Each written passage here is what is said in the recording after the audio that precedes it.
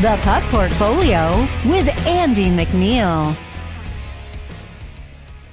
Hey, welcome to the Puck Portfolio. We are back. It is Tuesday, March 11th, our first show since the NHL trade deadline. I'm your host, Andy McNeil, and joining me as always is Nick Martin. I'm not going to call you handsome today. That got a little weird last time, so I'll just introduce you the normal way. Nick, how you doing, man?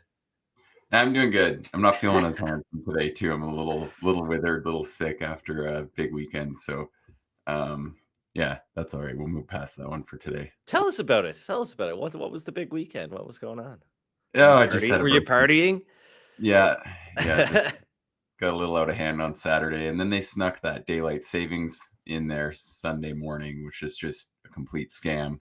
And then I had a game last night, so yeah, I'm still not been ideal.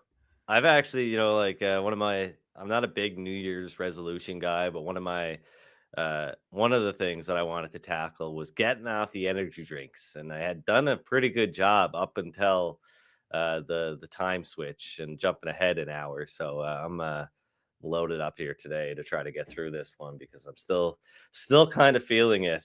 The time change. I guess I get why they do it, and I see some of the benefits. It's nice to. Otherwise, Yeah, we'll save this debate. I really against it, but yeah. Yeah, it is brutal to deal with. I'm much more in favor of the fallback time change, right? You get that extra hour. But anyway, let's get into the show today. I guess for starters, get some thoughts on NHL trade deadline. Who do you think was the biggest winner of the NHL trade deadline? Hate to put you on the spot here, but Okay, yeah, no, I mean, we've been on this. I think you'd probably have to say the team that most significantly improved their chances of winning the cup would be Colorado, right? I don't know if I want to say they're the biggest winner because of what they paid, but I think if we're strictly, coming at it from like who rightfully raised their outright betting price the most, I would say my answer's got to be Colorado, right? And Dallas obviously moved the needle with the Rantanen pickup there. yeah, absolutely. But yeah, that would be my answer in terms of like who I think's actually raised the upside of their roster the absolute most. Yeah, I haven't checked since Saturday when I wrote about the Oilers and Stars game on Saturday night. But Dallas had moved into the top spot, tied with the Florida Panthers for the best Stanley Cup odds, and they have the best odds of winning the West at plus 300. So and I do still think they're better than Colorado too. I should note on top of what I said, but I just think Colorado had more guys that were just below average or close to NHL average players that got replaced. So I feel like that's where they, gained the most ground. Yeah, I went with Rantanen to score an anytime goal in Saturday's game against the Oilers. He was turn the phone off, Nick. We're on the show. I just put mine in silent. Come on, man. Be better. But anyways, yeah, I went with Rantanen to score an anytime goal, and as I noted in my article, like it might have seemed like I was just taking the obvious choice here, the easy way out, but he was listed at plus 180. And if you go back to the start of the year, in Colorado, he was down in the plus 120 range. I mean, he's one of the top 5 finishers in the NHL over the last 4 or 5 years, I guess. You look at the goals scored rankings over that time, and he's at the near the top of the list. And I think you look at his shots on goal, not quite as high as some of the other players that are up there on that list. So he's as pure a finisher as they come. And I think that time in Carolina, those 13 games he spent with the Hurricanes, have sort of, I guess, got the betting market down on his chances of scoring on a game-to-game basis. But I would suspect we'll see those odds shorten over the next couple of weeks with this Dallas team. I mean, he's in a great spot on that top line with Rupe Hintz and Jason Robertson, and of course on the top power play where he did score the goal on Saturday night. So I think you're going to see some good things out of him down the stretch here. Yeah, for sure. And I do think too, to, comment on one more team, everyone's just absolutely ragging on the Hurricanes. But if you look at the straight, like I love Natchez, we always have. Yeah, if you look at what they ultimately got for him, pretty it was good. pretty respectable. And like I was kind of listening to Johnny and Colby's show the other day. They were calling out which team will win a cup first, Carolina or the Bruins. Two of the guys said Bruins, and I was just sitting there in shock. And they were saying how no one wants to sign in Carolina.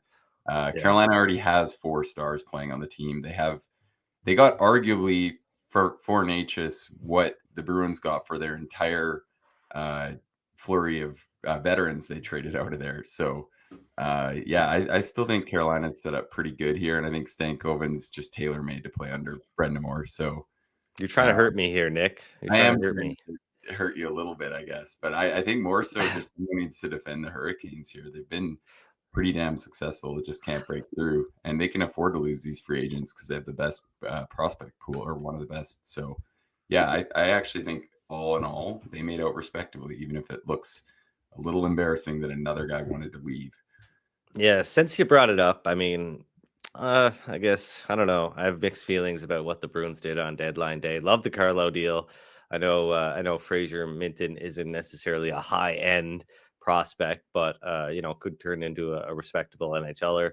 And at the same time, I think the prospect of what Will Zellers could become is really interesting. I mean, he's shown a lot of skill down there in the USHL. Going to play with North Dakota next season. So that'll be interesting to watch him progress and see how long it takes him to get to the show. Not a huge fan. I'm not a big Casey Middlestat fan, but I think, given his age and where Charlie Coyle was at in his career, and you throw in the draft pick and whatnot, I think it's not a bad return for Charlie Coyle. But I know For the sure. Bruins were sort of handcuffed with Brad Marchand and everything, but I mean, it really hurt to get a conditional second rounder in Yeah, return that for that your one was second best player. for sure. That one's disappointing. I see that. I think the Carlo Hall is insane. Before it had nothing to do with him going to Toronto. A Yeah. lot of people were saying how bad he had fallen off this year, and not just analytics people. Like, this had been getting covered, and Did then you see the Nick Schmaltz goal last night where Carlo yeah, just totally let yeah, him go, went yeah, over with completely at the Tavares on wrong the other post, and side? that's where he's supposed to be good too. Like, Yeah. people are sticking up for him or saying in zone defense, you're going to get solid play, you're going to get net clear, that sort of thing, because he's not good on the puck. And who knows, maybe he'll be better. But yeah, I think that one, like what they got was a slam dunk for a team that's no longer competing and a defender who's arguably been below average this year. By most indicators, he has been below average. So I think Soft as hell. people think it's just that he went to Toronto and now everyone's like just wants to rip on him. And I don't think that's been the case at all. When we had no idea he was going to Toronto 2 weeks ago, we were saying his Ripping play on was him. the reason the Leafs might win that game. So Yeah. yeah, it's been interesting to see like a lot of these guys really stick up for him now and all that. And yeah, we'll see how it goes. It hasn't been a good start in Toronto, that's for sure. No, for sure. Our manager, JD, big Leafs fan, he messaged me about that Schmaltz goal, and I said, "Well, it's not surprising. He might have had to take the body if he had covered Schmaltz. Maybe would have got a bruise." So, I think he understandably did the right thing as far as he's concerned. But let's get into today's big 11-game slate. And we will, I guess we'll start with the Florida Panthers and the Boston Bruins. I wrote this game up on dailyfaceoff.com today. Florida, a big money line favorite, of course. They've come down a little bit, but minus 200 at Pinnacle Sports right now, plus 178 on the Bruins. Total is 5.5. Even money on the over, minus 113 on the under. The Panthers, I mean, they're entering this game on a 6-game win streak. They've also shut out 3 of their last 4 opponents. And they've gone 15-5 since January 14th. Haven't lost consecutive games in that time. So pretty impressive considering, they aren't at full strength. They haven't had Matthew Tkachuk since the Four Nations face-off. He suffered that groin injury. He has missed the last 7 games as a result. And now they're also going to be without Aaron Ekblad, who on Monday was suspended for 20 games without pay for violating the terms of the league's performance-enhancing substance program. Not really sure what the what's going on there. But failed the drug test, and yeah, as a result, he's getting a slap on the wrist, I guess, considering what some other players you think of. Shane Pinto getting suspended for 41 games for that the gambling violation in the past. So maybe 20 games seems a little light for something like this, but I don't know all the details. But yeah, with Ekblad suspended, you'd have to think that newly acquired defenseman Seth Jones is going to take his spot on the team's top power play. I guess I'll get to that in a little bit. Former Bruins captain Brad Marchand won't be in the lineup. He did skate around with the Panthers at practice at TD Garden this morning, taking his first twirl with his new team. But he's currently week to week with an upper body injury, not expected to make his Panthers debut until later this month. And Marchand, he is obviously traveling with the team on the road trip, though, is going to make a likely appearance in front of his former fans, I guess. All right, still current fans. I mean, I don't think anybody's stopped cheering for Brad Marchand here. I think I definitely was letting my emotions get the better of me when the news of this trade came out. I'm like fired on Sweeney and Cam Neely right now. Like, as soon as I saw the return reported, the conditional second rounder. But I mean, it's tough. I'm 37 years old, and Marchand has been in the Bruins organization since the summer that I graduated high school. Right, like it's been a long time, almost 20 years of being a fan of this guy, and of course he's been a part of some big moments. Game 7 of the Stanley Cup Final comes to mind, right? Him and Bergeron linking up to help us get that one in Vancouver in 2011. So it's been a long tenure for Marchand in Boston. But everything, all good things must come to an end, and I guess it was time for that to happen. But anyway, according to Evolving Hockey, the Panthers ranked first in 5-on-5 expected goals percentage. And because no team has allowed fewer 5-on-5 goals per 60 minutes, they've posted a 73.11% goal share since the NHL returned to action on February 2nd. They've also got the second best shot attempt share at 5-on-5 during that time. So they've been playing really well. The Bruins, of course, shut out the Tampa Bay Lightning in their first game since the trade deadline, and they actually played really well. I was, impressed with how they played on Saturday. They owned 60% of the expected goals, 57% of the even strength shots. Pretty uncommon performance for this team, and I would not expect it to be the norm going forward. They had a lot of young guys up in the lineup, and that'll be the case again today. Limited talent, right? I mean, especially after the trade deadline, we talked about them trading Marchand. They traded Carlo. Charlie Coyle gone to Colorado. Casey Middlestat looked all right in his first game for the Boston Bruins, but they are definitely short on skill. You look at the lineup combinations over at dailyfaceoff.com, and a lot of, I won't say unknown names there, but names that people aren't household names, that's for sure.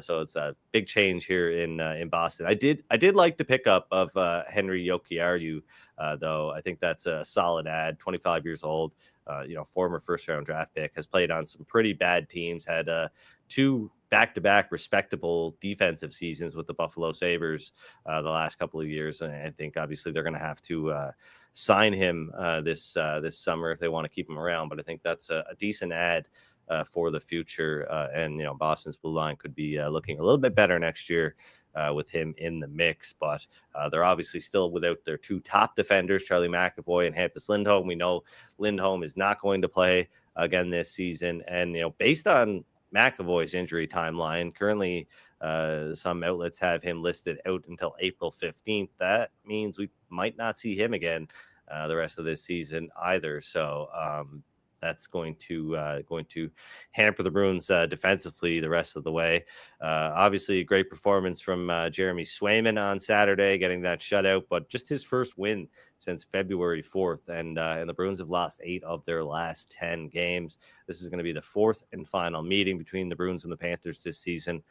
Boston won the last one, 4-3 in overtime, but Florida has won the 2 of 3 games so far this season. I've got a couple of player props that I like. I guess I mentioned it earlier.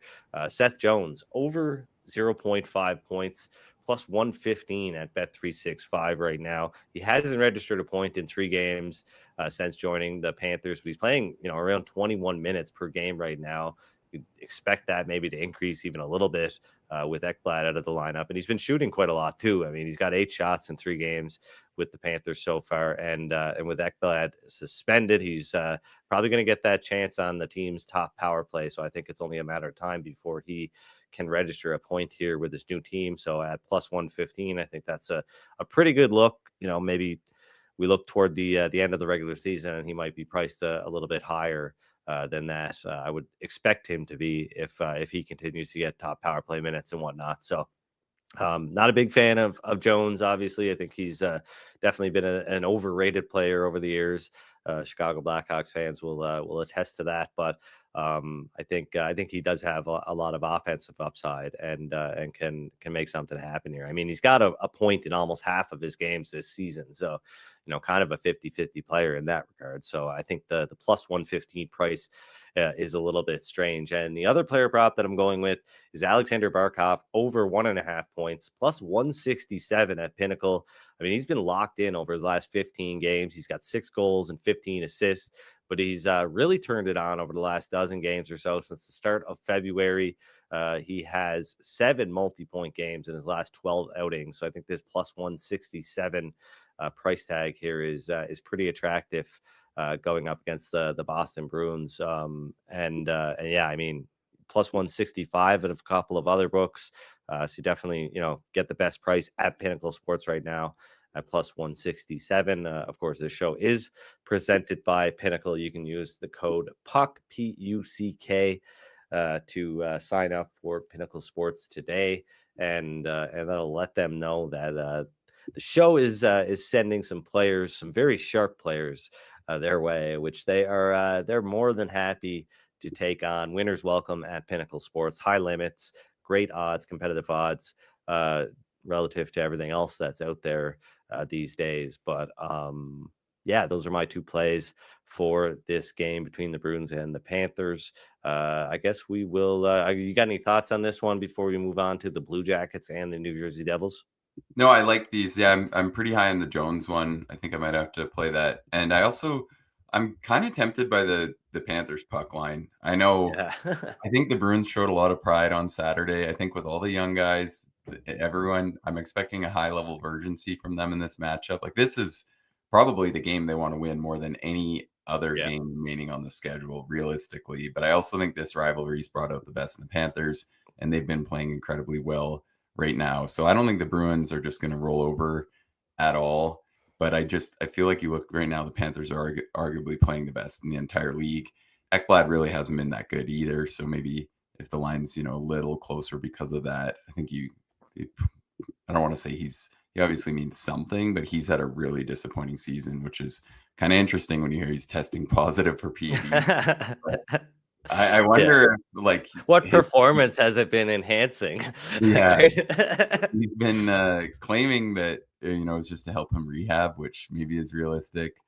Who knows? But yeah, I think the Panthers would be my lean here. I like your Jones call, and then the other one I was going to look into a little more.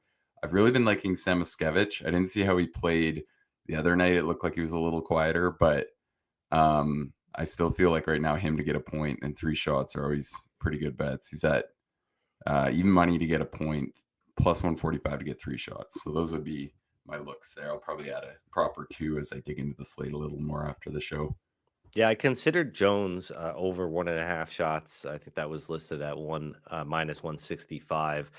Pretty juicy price there, but I mean, I think he's gonna be more of a 2 to 3 shot guy down the stretch here for the Panthers in this new role. So that is something I consider, but I ultimately decided against it.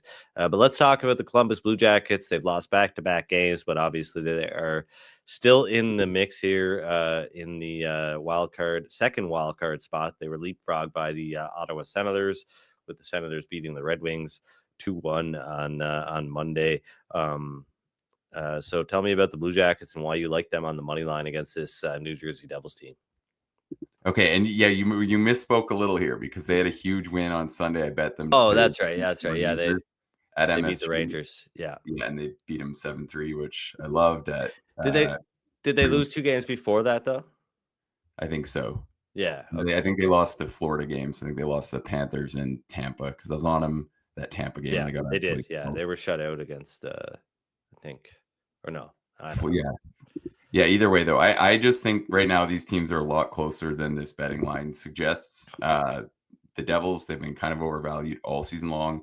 They're still having a really hard time generating offense. The unit, I mean, it looks outside of the top line, which is still a really like a full-fledged top unit with Meyer, Brad, and Heishier. But what's left beyond that is just kind of a black hole offensively. And I feel like right now I'm actually pretty high on Columbus's offensive upside. So I think there's a lot to like about the Blue Jackets here. I think the Devils are still going to be a pretty strong team defensively. They've got a good goaltender in Markstrom, but I don't think that gives them enough avenues that they should be this big of a favorite versus a Blue Jackets team that's playing really well. I think there's a lot to like about Columbus. I think there's a lot to like that's sustainable, even if some of the underlying numbers aren't that great. I think the top pairing of Werenski and Fabro is legitimately one of the better top pairings in the league, obviously, mainly because Werenski's, might end up winning the Norris here. And then they've got one of the very best top lines in the league. And beyond that, they're getting pretty reasonable offensive contributions from all over, which is just not the case at all for the Devils. So, yeah, I think Pinnacle was at plus 143 last time I looked. So still a really good number out there. I think that's a really good price. I'm expecting a pretty close competitive game here. Plus 146 on Pinnacle. So it's actually moved the other way. Yeah, I really think goaltending's pretty much the only edge the Devils have right now. Kind of surprised to see that one move the other way, but yeah, I'm pretty high on the Blue Jackets. Yeah, and while I do like your pick here on the Blue Jackets money line, I'm still looking at the fact that they're giving up a ton of shots. Since February 1st, the Blue Jackets ranked 32nd in shots on goal against. They've given up 33.59 shots per 60 minutes over the last month and change. And you mentioned them already being on that line that's been really good for the Devils. But Timo Meier, he's really stepping up in Jack Hughes' absence here. He's dominating at 5-on-5. And he ranks first on the team in shot attempts per 60 minutes this season and second after Hughes in shots on goal per 60 minutes. He's gone over 2.5 shots on goal in 10 of his last 50 games. And he is priced at plus 140 to go over 2.5 shots on goal at Bet365. So that is a bet that I definitely like here on Tuesday. I think Columbus will be in this game, but I think they're gonna, it's gonna be a wild one. Lots of shots both ways. So I think this is a great look for Meyer to continue this surge here. Yeah, I was on Meyer to get 3 shots on Sunday. I like this look. He's shot a ton all year. I feel like it's good right now. If they stick with that line, they've just really got all their eggs in one basket. So I feel like you're just going to keep seeing them used a lot, seeing Meyer get a lot of chances. But yeah, I think that's all I've got on this one. Yeah, I was on Valerie Nichushkin to score an anytime goal, and I guess it was Friday, or I'm not sure which day it was. It might have been Thursday. And then I kind of got off that look, and he went and scored a hat trick the I next bet it day. I bet him and Nelson score last night, and was disappointed when I finished my game and checked my phone because they Yeah. didn't did anything. The Colorado Avalanche and the Minnesota Wild going head to head here. Actually, I did skip over a game that you want to talk about, but let's start and talk a little bit about this Colorado Avalanche team, who obviously made some big moves, as we alluded to off the top of the show. They acquired Brock Nelson, Charlie Coyle, even welcomed Eric Johnson back into the fold. But I really like Nathan McKinnon here. He's registered 4 or more shots in 12 of his last 18 games, and he's gone over in 7 of his last 10 games against the Wild, including 2 of 3 games this season. I think he's got 13 shots in 3 games versus the Wild. It would be nice if this was a home game because, he tends to shoot the puck a little bit more at home. Colorado seems to have a bigger edge at home in that regard. But I think minus 134 at Pinnacle is a pretty reasonable price here against this Wild team who has been, among the worst teams in the NHL. When it comes to suppressing shots. They're obviously still dealing with injuries, with Kirill Kaprizov out, Jonas Brodin, Joel Eriksson Ek, and I think this is a good spot for McKinnon to go over 3.5 shots on goal, minus 134 at Pinnacle. Any thoughts on this one, Nick?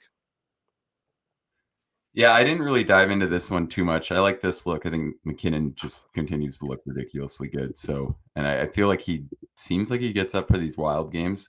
And I kind of think this one could be sneaky close. We'll see. I've been wrong in kind of thinking the Wild are going to turn it around for a little bit here. It feels like it's pretty obvious at this point that their regression has gone beyond just the injuries. But the injury situation has been horrible. I think if you sat down and dug into it, it's probably got to be the worst in the league, I'd say. It's got to be close. It feels like they've had like 4 or 5 impact players out for months on end here. So, yeah, it's really sucked for the Wild. I kind of continue to think they're a little better than they're showing, but really that's kind of just been a personal take because their actual play continues to prove that ideal wrong.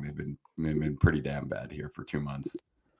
Yeah, I don't know if they've, lead the league in man games lost or anything like that. But as you said, like as far as impact players go, I think they're definitely number 1 in the league when it comes to those losses. So I don't think I can't think of anybody else really that has lost as much as they have this season at various points throughout the campaign. And some of these guys have had multiple stints on the shelf, right? Like, I mean, they return, they get injured again, they return, they get injured again. Like, it has not been easy for the Minnesota Wild. I guess the hope is that they all get healthy before the Stanley Cup playoffs and stay healthy throughout.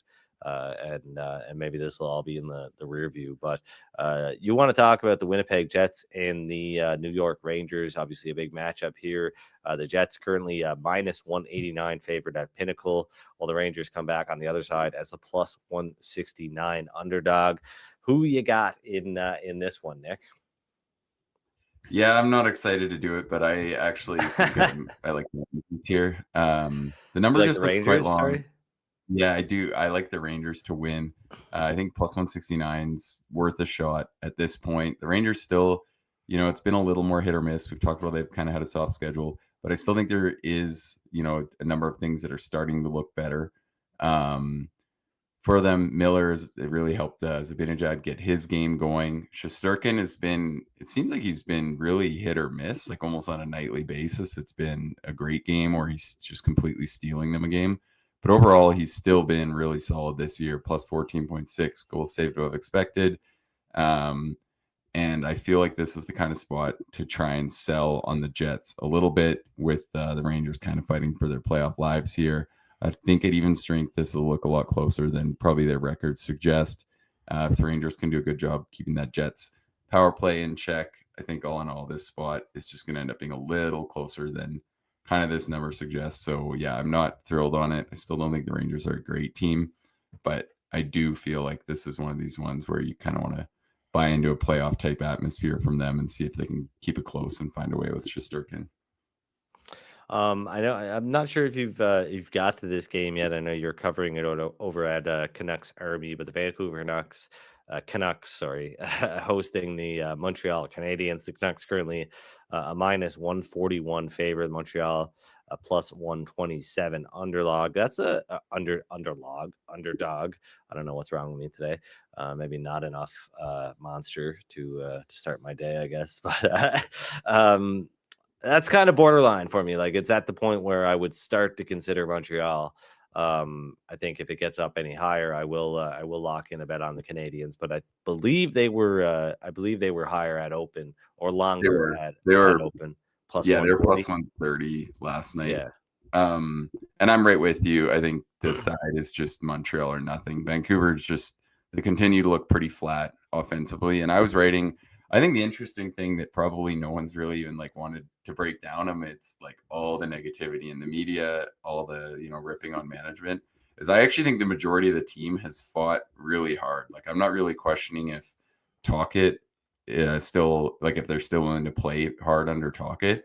I think his tactics are debatable at best. Offensively, this team is horrible in the majority of metrics and actual goals scored for the final, like the last 3 months of the year. They've been one of the league's worst teams. So I think, this number is just, Montreal's still been pretty competitive. I took them to win in Calgary on Saturday. I don't really think it was a good bet or a bad bet. Wolf was just kind of insane. So yeah, I'm right with you there. I think this is Montreal or pass. But the prop that I do like is Elias Pettersson, the forward, to record 2 shots on goal at -145. It's kind of been apparent over the last few games here that he's starting to try to shoot it a little more. We've heard it a ton in the media, and it is really surprising. Like, I think there's a ton of things where it's easy to sit at home on the couch and critique players. Like, how are they not seeing this? Why are they not doing this? But it has been pretty shocking how little he has shot, given how good of a wrist shot he has and how good of a one-timer he has. He had a really nice goal the other night on the power play. He had a nice shot off the post on a 2-on-1 the other night as well. And I think watching the games, it's been a little more apparent that he is kind of looking to shoot. So I feel like right now, that kind of number for a guy who's still getting top line, top power play usage, I think is a pretty good price, especially versus Montreal, who are still pretty middling defensively. So yeah, I think that's a good spot to tap into the idea that he might be, maybe feeling a little better and also just trying to use his shot a little more. And I also think it's a good spot to ladder the bet. If you're using one of the sports books like Bet365, you can bet 3 at +210, 4 at +575. I think those are also worth smaller bets here, and try to tap into the idea that maybe he's about to get going a little bit. Well, he should be feeling better now that big meanie JT Miller is gone, not around to bully him I anymore. really do wonder if it has been. It's really interesting. I think maybe we've talked about this, but I saw a thing breaking down his shots above 90 miles per hour and his speed bursts above 20 miles per hour, because he used to be like near the league leaders in both. And this year they're both down significantly, which I think I think he's gotten enough leeway. Obviously, I'm not trying to defend him too much, but I think it does they're two pretty telling points when you question if he's playing through something significant. Because yeah, like, I can get it if someone's confidence off, they're not seeing the game the right way, all that stuff. But it's pretty odd to think that someone just can't shoot nearly as hard as they used to be able to, or skate nearly as fast as they used to. So yeah, I do wonder if maybe he was playing through something pretty significant there.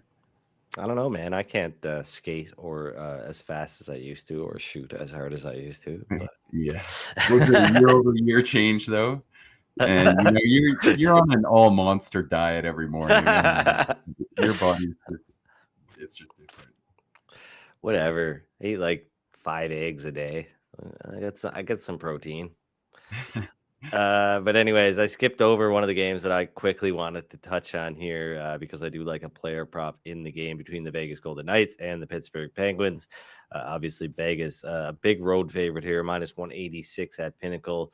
The Penguins +166 on the money line. And this total is pretty high as well, 6.5, shaded to the under, -119, +106 on the over. But I've got an anytime goal scorer that I like here. It is Thomas Hertl. He's obviously coming off a hat trick performance against the Kings on Sunday, but he's got 17 goals in 24 games dating back to January 7th. I think +190. At Pinnacle is a great price given how bad the Penguins have been defensively this season. They're still giving up a ton of goals. Only 4 teams have allowed more goals per 60 minutes since the start of February. And Hertl has just been lights out. He's not shooting a ton, but he's picking the right shots, I guess, because he has been filling the net over the last couple of months. And I think this is a little bit egregious to have him listed so high. Given how he's been playing. I mean, he's on the second line, but he's on the top power play as well. So probably some good looks tonight for Hertl. I considered him as an over 2.5 shot guy as well. I think he was listed at +125 at Pinnacle. But the Penguins still do a decent job when it comes to suppressing shots. They're not, bottom of the league or anything like that. So not as attractive. I'm just going to go with the anytime goal at plus 190. Any thoughts on Hurdle, the Golden Knights, or the Penguins? Yeah, I like this bet. I'm kind of tempted to add Dorofeyev over 2.5 shots playing with Hurdle. That line's been really good in 48 minutes together, 70% expected goal share. They've generated 3.5 expected goals for per 60. Playing with Brandon Saad, who's kind of seemingly found his legs a little bit for the Knights.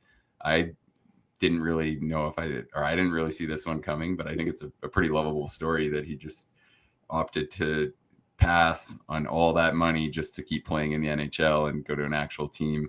Yeah. And I mean, I feel like he earned the right, and he obviously set himself up where he's in a position to do that. And I think it's been pretty satisfying. It kind of makes me think of those old Chicago teams when he was so good and he's such a wagon. And now he's looking like he's got some game left. So yeah, I'm with you. I like this second line and the matchups they should get versus the Pens tonight. Yeah, hopefully they keep it rolling. Yeah, so that pretty much does it for Tuesday's episode of the Puck Portfolio. But I guess we could quickly recap our bets. So I'm going with Alexander Barkov over 1.5 points plus 167 at Pinnacle. Seth Jones over 0.5 points plus 115 at Bet365. Nathan McKinnon over 3.5 shots on goal minus 134 at Pinnacle. Thomas Hurdle anytime goal plus 190 at Pinnacle. And Timo Meier over 2.5 shots on goal plus 140 at Bet365. Nice.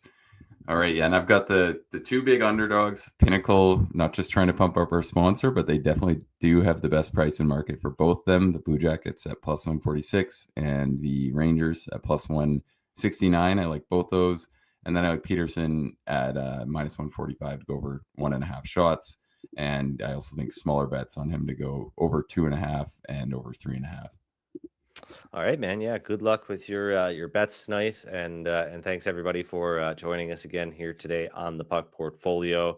Good luck with your bets tonight, and gamble responsibly. We will see you on Wednesday. Sorry.